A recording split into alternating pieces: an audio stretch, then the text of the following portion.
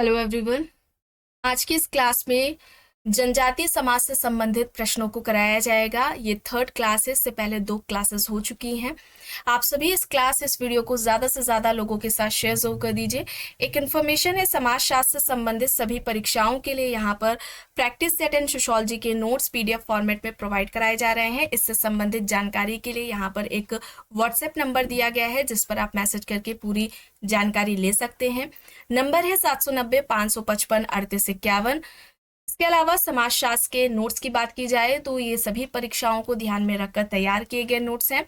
Rajasthan assistant professor का GS practice set भी आपको यहाँ पर मिल जाएगा, जिसमें टोटल आपको 15 प्रैक्टिस सेट देखने को मिलेंगे। बस थोड़ी देर में क्लास शुरू होने वाली है। टोटल 2 क्लासेस इसकी हो चुकी है, जिसमें 60 प्रश्न कराए जा चुके हैं। आज इसके बाकी के प्रश्न कराए जाएंगे। चलिए अब देखिए, यहाँ पर प्रश्न है, भारत के संविधान के किस अनुच्छेद में किसी विशेष जनजाति को अनुसूचित जनजाति के रूप में विनिर्दिष्ट करने के लिए उपबंध है। यहाँ पर अनुच्छेद देखिए दिए गए हैं। कौन सा अनुच्छेद है? किसी विशेष जनजाति को अनुसूचित जनजाति के रूप में विनिर्दिष्ट करने के लिए उपबंध है। यहाँ पर सही विकल्प क्या होगा? सही विकल्प अनुच्छेद 342 होगा।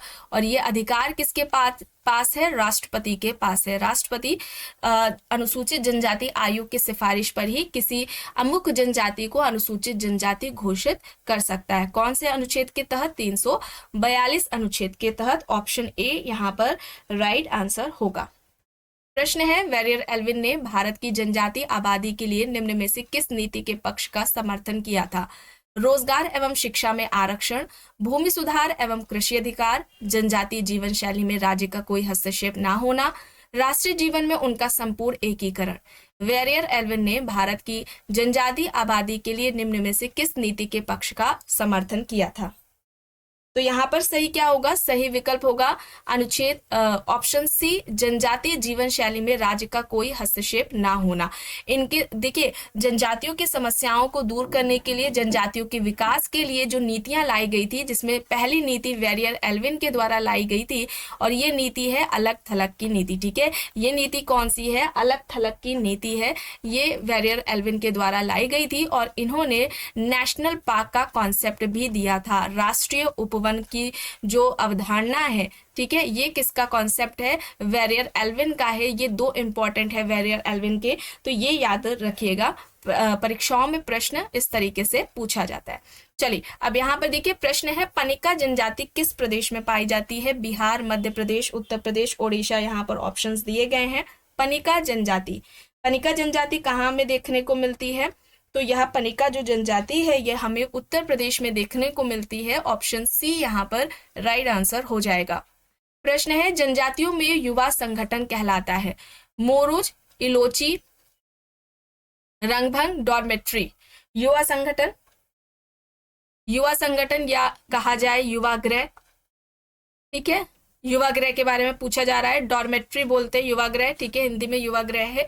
ये एक तरीके की शैक्षणिक संस्था होती है, जिसके जो सदस्य होते हैं वे अविवाहित युवक या युवतियां होती हैं, और अनौपचारिक तरीके से वहां पर इन्हें शिक्षा दी जाती है। ठीक है, यहाँ पर और कुछ जनजातियों के एक समान युवागृह पाया जाता है, और कुछ जनजातियों के जो युवागृह होते हैं ये अलग अलग होते हैं। ये याद रखिएगा। कुछ प्रमुख जो युवागृह हैं जिनसे संबंधित प्रश्न परीक्षाओं में पूछा जाता है, ये आपको यहाँ पर बताया जा रहा है। जैसे कि घोटुल युवागृह। ठीक है, घोटुल युवागृह किस जनजाति का है? गोंड जनजाति का है युवागृह। घोटुल युवागृह गोंड जनजाति का है। इसके अलावा गिटी ओरा, ठीक है, गिटी ओरा, ये युवागृह किस जनजाति का है? तो याद रखिएगा, मुंडा जनजाति, हो जनजाति और बिरहोर। ठीक है, मुंडा, हो, बिरहोर जनजाति का जो युवागृह है ये गिटियोरा है। गोंड जनजाति का युवागृह घोटुल है। ठीक है, घोटुल है। और इसके अलावा घुमकुरिया या आता है जोंके रपा के नाम से। ठीक है, जोंके रपा। तो ये युवागृह किस जनजाति का है? उराव जनजाति का। अच्छा, उराव जनजाति पर किसने अध्ययन किया है, ये आपको कमेंट बॉक्स में बताना है। और रंगभंग की बात की जाए तो रंगभंग युवा गृह किस जनजाति का है? भोटिया जनजाति का है। ठीक है, भोटिया जनजाति का रंगभंग है। धागर भाषा, धागर भाषा युवा गृह, धागर भाषा युवा गृह किस जनजाति का है? तो यह भुइया जनजाति का है। ठीक है, कहाँ का है, किस जनजाति का है? भुइया जनजाति का धागर भाषा युवा गृह है। और इसके अलावा चांग, ठीक है, चांग युवा गृह, चांग युवा गृह किसका है? तो चांग युवा गृह खासी जनजाति का है। ठीक है, खासी जनजाति का युवा गृह का नाम क्या है? चांग है। तो ये कुछ इंपॉर्टेंट है युवा गृह जो कि परीक्षाओं में पूछे जाते हैं, आपको यहाँ पर बताए गए हैं, इन्हें आपको याद रखना है। चलिए अब यहाँ पर देखिए प्रश्न है, निम्न में से कौन से युग्म सही रूप से सुमेलित है? झूम कृषि मुरिया जनजाति में, पशुपालक अर्थव्यवस्था संथाल जनजाति, स्थायी कृषि बेड़ोई, आखेट एवं भोजन संग्रह बुशमैन जनजाति। सही सुमेलित है ये बताना है। तो यहाँ पर विकल्प कौन सा सही होगा? सही यहाँ पर क्या होगा? झूम कृषि मुरिया में और आखेट व भोजन संग्रह जो जनजाति है ये बुशमैन है। यहाँ पर ऑप्शन सी होगा। ठीक है, विकल्प सी यहाँ पर राइट आंसर हो जाएगा। प्रश्न है, मिलान करना है। यहाँ पर विवाह दिए गए हैं, किस विवाह का स्वरूप किस जनजाति में हमें देखने को मिलता है ये बताना है। कौन सा विकल्प यहाँ पर सही हो जाएगा? ऑप्शन बी है। यहाँ पर देखिए, परिवीक्षा विवाह की बात की जाए तो ये जो विवाह है यह हमें कुकी जनजाति में देखने को मिलेगा। हट विवाह की बात की जाए तो यह बिरहोर जनजाति में देखने को मिलेगा। सेवा विवाह की बात की जाए तो ये हमें बैगा जनजाति में देखने को मिलेगा, सेवा विवाह। और इसके अलावा हरण विवाह भील जनजाति में हमें देखने को मिलेगा। ठीक है, यहाँ पर क्या होगा? विकल्प बी यहाँ पर राइट आंसर हो जाएगा। ठीक है, विकल्प यहाँ पर क्या होगा? बी राइट आंसर हो जाएगा। ठीक है, बी यहाँ पर राइट आंसर हो जाएगा।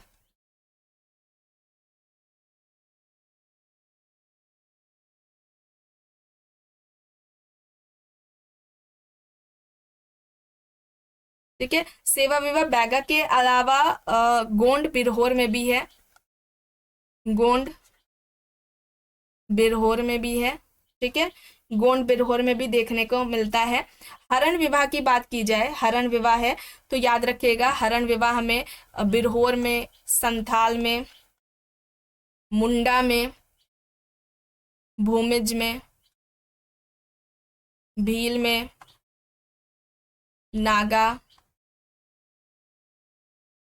इसके अलावा हो जनजाति है, हरिया है, इसमें भी हमें देखने को मिलता है। ठीक है, हरण विवाह के बारे में बात हो रही है। हट विवाह बहुत सारे हैं जो कई सारे स्वरूप कई जनजातियों में सेम सेम देखने को मिलते हैं ना, तो कंफ्यूज मत होइएगा। ये बिरहोर भी यहाँ पर लिख लीजिए। ये आपको चार्ट बनाना पड़ेगा। और ये जो युवा गृह बताए गए हैं, सॉरी विवाह का जो स्वरूप है ये हरण विवाह है। ठीक है, हरण विवाह, इसमें अक्सर बच्चे कंफ्यूज हो जाते हैं। ठीक है, ये हरण विवाह है बताया गया है जो आपको। चलिए चलते हैं आगे, देखते हैं प्रश्न। भारत का कौन सा जनजातीय परसुतपिमी समाजशास्त्रीय पितृत्व निर्धारित करता है? नागा, खासी, गारो, टोडा जनजाति यहाँ पर ऑप्शंस दिए गए हैं। राइट आंसर यहाँ पर क्या होगा? राइट आंसर यहाँ पर टोडा जनजाति होगा। टोडा जनजाति किसने अध्ययन किया है? रिवर्स ने अध्ययन किया है टोडा जनजाति में। टोडा जनजाति में बहुपति विवाह का स्वरूप देखने को मिलता है। बहुपति विवाह का जो स्वरूप है ये टोडा जनजाति में पाया जाता है।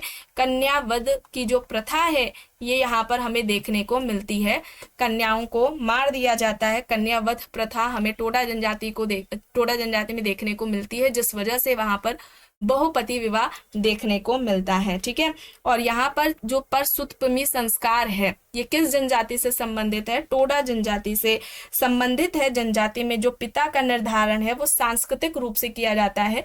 चूंकि बहुपति विवाह है, एक स्त्री के कई सारे पति हैं, तो उनमें से कोई एक पति पत्नी को धनुष बाण देकर बच्चे का सामाजिक पिता होने की वहां पर घोषणा करता है। ठीक है, इसी को ही हम परसुतपिमी संस्कार कहते हैं। तो यह टोडा जनजाति से जुड़ा हुआ है। अब यहाँ पर देखिए प्रश्न है, भील जनजाति पाई जाती है। भील जनजाति कहाँ पाई जाती है? मध्य प्रदेश में पाई जाती है। ठीक है, ऑप्शंस में हो सकता है मध्य प्रदेश ना दिया गया हो तो आपको राजस्थान टिक करना होगा। मध्य प्रदेश और राजस्थान में यह मुख्य रूप से हमें देखने को मिलती है। गोल गधेड़ो लोक नृत्य यहाँ पर भील जनजाति में हमें देखने को मिलता है। प्रश्न है, वेरियर एल्विन ने भारतीय जनजातियों के संदर्भ में पृथक्करण की नीति का समर्थन इस कारण से किया क्योंकि ऑप्शंस में संपर्क से हमारी संस्कृति कमजोर हो जाएगी, संपर्क से वे प्रभावशाली समूह बन जाएंगे, संपर्क से आदिम संस्कृति का विघटन हुआ है, आदिम संस्कृति आधुनिक से श्रेष्ठ है। वेरियर एल्विन ने भारतीय जनजातियों के संदर्भ में पृथक्करण की नीति का समर्थन इस कारण से किया क्योंकि संपर्क से आदिम संस्कृति का विघटन हुआ है। ऑप्शन सी यहाँ पर राइट आंसर हो जाएगा। पृथक्करण की नीति या जिसे अलग थलग की नीति के नाम से जाना जाता है, अलग थलग की नीति। और राष्ट्रीय उपवन या नेशनल पार्क का जो कॉन्सेप्ट है जनजातियों के विकास से संबंधित किसके द्वारा दिया गया है? वेरियर एल्विन के द्वारा दिया गया है, ये भी आपको याद रखना है। चलिए आगे देखते हैं। प्रश्न है, गिरिजन का प्रयोग होता है पिछड़ी जाति के लिए, अनुसूचित जनजाति के लिए, अनुसूचित जाति या फिर ईसाई रूपांतरित के लिए। गिरिजन शब्द का प्रयोग इनमें से किसके लिए होता है? किसके लिए होता है? अनुसूचित जनजाति के लिए किया जाता है। अच्छा, अनुसूचित जनजाति के लिए गिरिजन शब्द का प्रयोग किसने किया था? एलपी विद्यार्थी ने किया था। याद रखिएगा, एलपी विद्यार्थी यानी कि ललिता प्रसाद विद्यार्थी ने अनुसूचित जनजाति के लिए गिरिजन शब्द का प्रयोग किया था। यहाँ पर विकल्प बी होगा सही। प्रश्न है, किस जनजाति में लड़कियों की शयनशाला को यो के नाम से संबोधित किया जाता है? मुरिया, आगामी नागा, भोटिया, कोनेयक नागा यहाँ पर ऑप्शंस है। लड़कियों की शयनशाला को यो के नाम से संबोधित किया जाता है, तो यहाँ पर सही होगा कोनियक नागा। ऑप्शन डी यहाँ पर राइट आंसर हो जाएगा। प्रश्न है, अनुसूचित जातियों तथा अनुसूचित जनजातियों की शैक्षणिक एवं आर्थिक अभिरुचियों को विशेष सावधानी के साथ संबंधित करने का प्रावधान भारतीय संविधान के किस अनुच्छेद में किया गया है? अनुच्छेद यहाँ पर देखिए 46 है, 342, 335, 78 यहाँ पर दिया गया है। अनुच्छेद 46 होगा, 46 ऑप्शन ए यहाँ पर सही हो जाएगा। प्रश्न है, भारतीय संविधान के निम्न में से किस अनुच्छेद में यह प्रावधान किया गया है कि सरकारी नौकरियों में नियुक्तियां करते समय अनुसूचित जातियों एवं अनुसूचित जनजातियों का विशेष ध्यान रखा जाएगा? किस अनुच्छेद के तहत यह बात की गई है? राइट आंसर यहाँ पर ऑप्शन क्या हो जाएगा? सी, 335। ठीक है, 335 अनुच्छेद होगा, ऑप्शन सी यहाँ पर राइट आंसर हो जाएगा। 332 के तहत SC ST का जो आरक्षण की बात की गई है ये विधानसभा में की गई है, आपको बताया गया था विधानसभा में की गई है, और ये लोकसभा में, ठीक है, ये कहाँ है? लोकसभा में SC ST के आरक्षण की बात की गई है। चलिए अब यहाँ पर देखिए प्रश्न है, निम्न जनजातियों में से किस एक में भ्रात बहुपति विवाह प्रचलित है? नायर, खासी, गंगू, संथाल यहाँ पर ऑप्शंस दिए गए हैं। भ्रात बहुपति विवाह प्रचलित है। कौन सी जनजाति है? खासी जनजाति है। ऑप्शन बी यहाँ पर राइट आंसर हो जाएगा। ठीक है, बी यहाँ पर राइट आंसर हो जाएगा।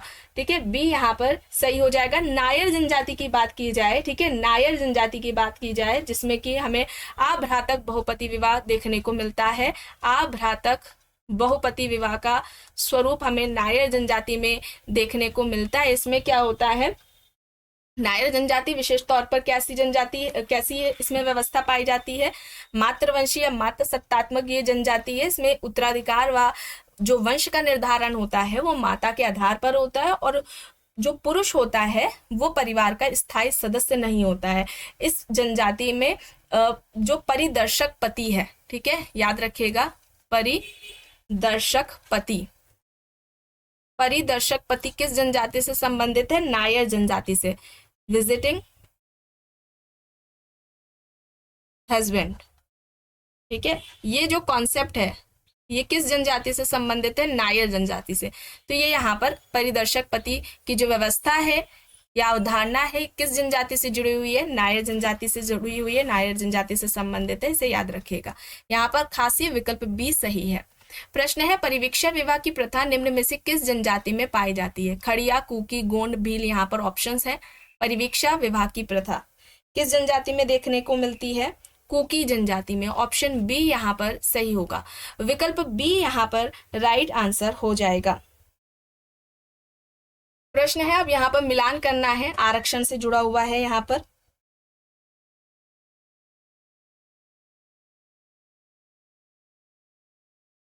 बताइए कौन सा विकल्प यहाँ पर सही है?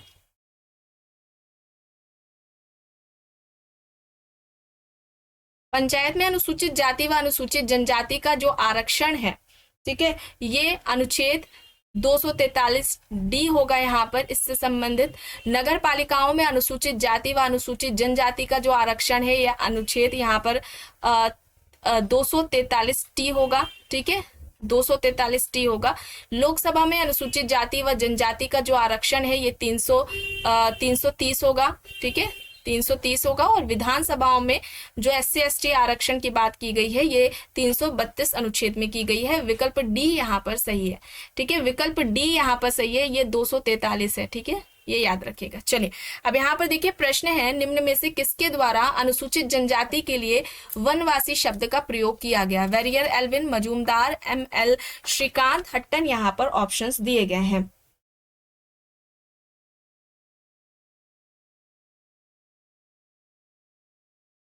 राइट यहाँ पर क्या होगा? वनवासी शब्द का प्रयोग किसने किया था अनुसूचित जनजाति के लिए? वेरियर एल्विन ने किया था, ठीक है, वेरियर एल्विन ने किया था। यहाँ पर ऑप्शन क्या हो जाएगा? ऑप्शन ए यहाँ पर राइट आंसर हो जाएगा, ऑप्शन ए यहाँ पर सही है।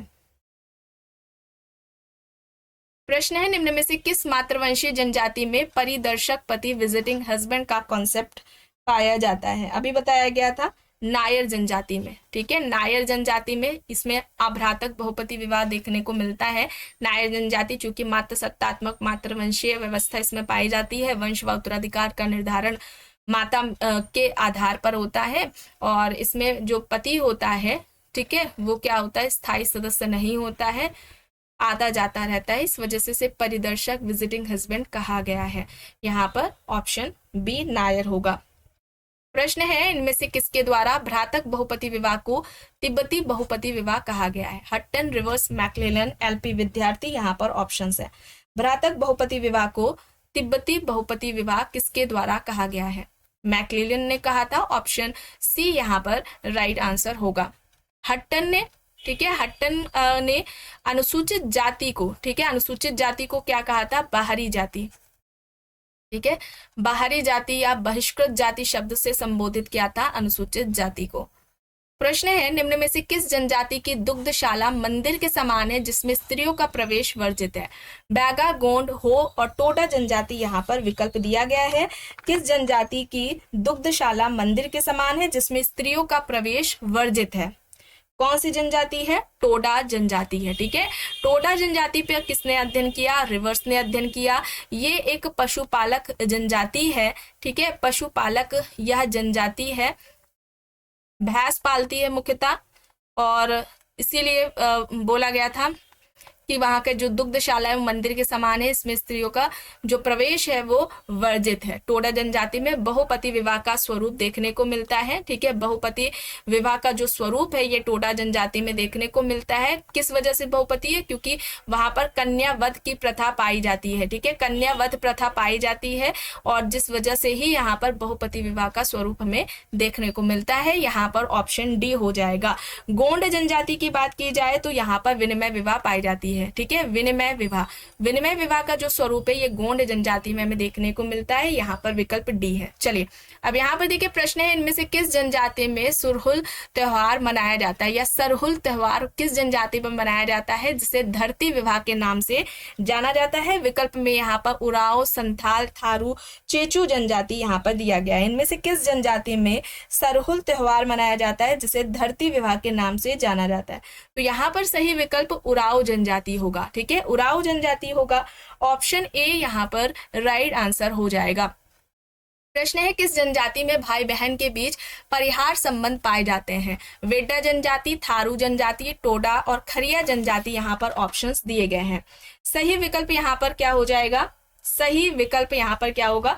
और याद रखिएगा यहाँ पर जो उराव जनजाति है वहां पर एक काला लोटा, ठीक है, काला लोटा ये पर्व भी मनाया जाता है। काला लोटा जो पर्व है ये किस जनजाति से जुड़ा हुआ है? उरांव जनजाति से जुड़ा हुआ है। धान की फसल से यह संबंधित पर्व मनाया जाता है। अब यहाँ पर भाई बहन के बीच में परिहार संबंध देखने को मिलता है, तो ये श्रीलंका की विड्डा जनजाति में ये देखने को मिलता है। ठीक है, थारू जनजाति में दिवाली को शोक पर्व के रूप में बनाते हैं। दिवाली शोक पर्व है। ठीक है, ये किस जनजाति से संबंधित है? दिवाली को शोक पर्व के रूप में थारू जनजाति बनाती है। यहाँ पर विड्डा होगा। चलिए अब यहाँ पर देखिए निम्न में से कौन सा युग्म सही नहीं है?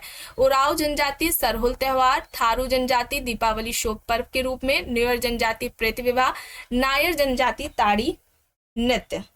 अब बताइए सही नहीं है बताना है। तो उरांव जनजाति में सरहुल त्योहार मनाया जाता है, अभी आपको बताया गया। इसके अलावा काला लोटा ये पर्व है, ये भी मनाया जाता है। ठीक है, काला लोटा पर्व भी है। थारू जनजाति में दीपावली को शोक पर्व के रूप में मनाते हैं। न्यूयर जनजाति में प्रेत विवाह की प्रथा पाई जाती है। नायर जनजाति में ताड़ी नृत्य नहीं पाया जाता। ठीक है, ताड़ी नृत्य किस जनजाति से जुड़ा हुआ है? संथाल जनजाति से जुड़ा हुआ है। संथाल जनजाति से संबंधित है ताड़ी नृत्य। तो यहाँ पर विकल्प डी होगा सही। प्रश्न है निम्न में से कौन सा युग्म सही नहीं है? टोडा जनजाति रिवर्स, कमार जनजाति एससी दुबे, ओराओ जनजाति एलपी विद्यार्थी, माओरी जनजाति रेमनफोर्थ। कौन सा युग्म सही नहीं है यह पूछा जा रहा है। फील्ड वर्क है, किसका किस जनजाति पर फील्ड वर्क किया गया है? ठीक है, तो यहाँ पर जो राइट आंसर होगा ये उरांव जनजाति पर एलपी विद्यार्थी यानी कि ललिता प्रसाद विद्यार्थी ने नहीं किया है। ठीक है, याद रखिएगा उरांव जनजाति पर किसका अध्ययन रहा है? ललिता प्रसाद विद्यार्थी ने नहीं किया है, जबकि शरद चंद्र रॉय, ठीक है, एससी रॉय, शरद चंद्र रॉय के द्वारा उरांव जनजाति पर अध्ययन किया गया है। एलपी विद्यार्थी की बात करें, ठीक है, एलपी विद्यार्थी की बात करें तो इन्होंने मालेर जनजाति पर किया था। ठीक है, एलपी विद्यार्थी यानी कि ललिता प्रसाद विद्यार्थी की बात की जाए तो इन्होंने मालेर जनजाति पर अध्ययन किया था। यहाँ पर विकल्प सी होगा सही। और द कमार के नाम से एससी दुबे, श्यामा चरण दुबे की पुस्तक भी है। अब प्रश्न है निम्न में से कौन सा युग्म सही है? भील जनजाति पर अध्ययन टीबी नायक, होपी जनजाति पर मर्टन, बैगा जनजाति पर वेरियर एल्विन, जर्नर जनजाति पर रेडक्लिफ ब्राउन। तो सही बताना है। ठीक है, कौन सा युग्म सही नहीं है? ठीक है, सही नहीं है कर लीजिए, सही नहीं है। भील जनजाति पर टीबी नायक ने किया था, होपी जनजाति पर रॉबर्ट किंग मर्टन ने अध्ययन किया, बैगा जनजाति पर वेरियर एल्विन ने किया था, जर्ना जनजाति पर रेडक्लिफ ब्राउन ने नहीं किया था। ठीक है, रेडक्लिफ ब्राउन ने नहीं किया था, रेडफील्ड ने किया था। रेडफील्ड वही जिनके सारे कॉन्सेप्ट्स है, कृषक जनजाति कृषक समाज है जिसे अवशिष्ट समाज का, लघु समुदाय, लघु परंपरा व दीर्घ परंपरा है ना, लोक समाज, लोक संस्कृति, ये अवधारणाएं आपको बताई गई हैं। उनके द्वारा ही, रेडफील्ड के द्वारा ही जर्ना जनजाति पर अध्ययन किया गया था। अब देखिए यहाँ पर प्रश्न है, जनजातियों को आर्थिक शोषण से बचाने के लिए भारतीय जनजाति सहकारी विपणन विकास संगठन का निर्माण कब किया गया? 1850, 1974, 1886, 96 और 1987 यहाँ पर ऑप्शंस दिए गए हैं। जनजातियों को आर्थिक शोषण से बचाने के लिए भारतीय जनजाति सहकारी विपणन विकास संगठन का निर्माण कब किया गया? तो कब किया गया था? ट्राइफेड की बात हो रही है, 1987 में, 1987 में किया गया था। 1987 ऑप्शन डी यहाँ पर राइट आंसर हो जाएगा। प्रश्न है, टोडा जनजाति का अध्ययन किसने किया? बताइए, टोडा जनजाति पर अध्ययन किसका था? टोडा जनजाति पर अध्ययन किसका था? रिवर्स ने किया था। ठीक है, रिवर्स ने टोडा जनजाति पर अध्ययन किया था। टोडा जनजाति कहाँ की है? नीलगिरी पहाड़ियों पर ये टोडा जनजाति पाई जाती है। और टोडा मोनोग्राफ, ठीक है, टोडा के नाम से मोनोग्राफ इनके द्वारा प्रकाशित किया जाता है। कब किया जाता है? 1906 में। ठीक है, 1906 में टोडा के नाम से टोडा मोनोग्राफ इस तरीके से पूछा जाए किसका है तो याद रखिएगा कब आता है? 1906 में आता है, यह प्रकाशित होता है। और यहाँ पर क्या होगा? एलपी विद्यार्थी का, ललिता प्रसाद विद्यार्थी का भी आपको बताया ही गया था कि इन्होंने मालेर जनजाति पर किया था। अच्छा, एसके श्रीवास्तव का की एक अवधारणा आपको बताई गई थी, इंपॉर्टेंट है, जो कि परीक्षाओं में पूछी जाती है, किसके द्वारा दी गई है? ये एसके श्रीवास्तव की एक अवधारणा है। ठीक है, ये बताइएगा कौन सी अवधारणा है। और यहाँ पर ललिता प्रसाद विद्यार्थी का मालेर जनजाति पर है। ठीक है, मालेर जनजाति पर अध्ययन किया है। चलिए अब यहाँ पर देखिए, विश्व के किस महाद्वीप में वधु मूल्य प्रथा ज्यादा प्रचलित है? वधु मूल्य प्रथा ज्यादा प्रचलित है किस महाद्वीप में? तो ये अफ्रीका में देखने को मिलती है। ठीक है, अफ्रीका होगा यहाँ पर, ऑप्शन बी होगा। और दक्षिण अफ्रीका की थोंगा और बाटू जनजाति में विशेषता में वधु मूल्य की प्रथा देखने को मिलती है, जिसे लाबोला कहा जाता है। ठीक है, लाबोला। लाबोला प्रथा से संबंधित जनजातियां पूछी जा सकती हैं, ऐसे भी प्रश्न बन सकता है। तो याद रखिएगा, थोंगा प्लस बांटू जनजाति, थोंगा प्लस बाटू जनजाति है, ये याद रखिएगा। ठीक है, वधु मूल्य की प्रथा पाई जाती है, जिसे लाबोला कहा जाता है। चलिए अब यहाँ पर देखिए, प्रश्न है युवा गृह का मुख्य उद्देश्य क्या है? यौन शिक्षा, मनोरंजन, साथ रहने की भावना, उत्तरदायित्वों का सहभागी होना। तो युवा गृह का मुख्य उद्देश्य क्या है? युवा गृह, तो युवा गृह एक तरीके से क्या है? शैक्षणिक संस्था है, जिसमें अनौपचारिक तरीके से शिक्षा दी जाती है। इसके जो सदस्य होते हैं ये अविवाहित युवक व युवतियां होती हैं। अनौपचारिक तरीके से इसमें शिक्षा दी जाती है और उत्तरदायित्वों का सहभागी होना यह इसका मुख्य उद्देश्य है। यहाँ पर विकल्प डी यहाँ पर राइट आंसर हो जाएगा। प्रश्न है, तारवाड़ एक मातृवंशीय संयुक्त कुटुंब है जो कि निम्न में से किस राज्य में पाया जाता है? महाराष्ट्र, केरल, असम, ओडिशा, यहाँ पर ऑप्शंस दिए गए हैं। तारवाड़, तारवाड़ हमें केरल राज्य में देखने को मिलता है। ठीक है, ये केरल में मातृसत्तात्मक संयुक्त परिवार पाया जाता है। ठीक है, जिसे हम तारवाड़ कहते हैं। ऑप्शन यहाँ पर क्या हो जाएगा? बी राइट आंसर हो जाएगा। वंश का नाम या उत्तराधिकार माँ के नाम से ही इसमें चलता है। ठीक है, चलिए अब यहाँ पर देखिए, ठीक है, हाँ ओके, इतने प्रश्न हो गए हैं, एक और है शायद। देखिए प्रश्न है, निम्न में से कौन सा तत्व किसी जाति को अनुसूचित जनजाति संवर्ग में सम्मिलित करने का निर्धारक तत्व नहीं है? भौगोलिक एकाकीपन, समुदाय का आकार, पिछड़ापन और विशिष्ट संस्कृति, यहाँ पर ऑप्शंस दिए गए हैं। निर्धारक तत्व नहीं है तो यहाँ पर समुदाय का आकार नहीं होगा, ऑप्शन बी यहाँ पर राइट आंसर हो जाएगा। तो आज की इस क्लास में बस इतना ही। आई होप ये आपको पसंद आई होगी। अगर पसंद आई है तो प्लीज लाइक करिएगा, कमेंट करके जरूर बताइएगा। चैनल पर अगर आप नए हैं तो चैनल को भी जरूर सब्सक्राइब कर लीजिएगा एंड इस वीडियो को जितना हो सके ज्यादा से ज्यादा लोगों के साथ शेयर भी जरूर करिएगा।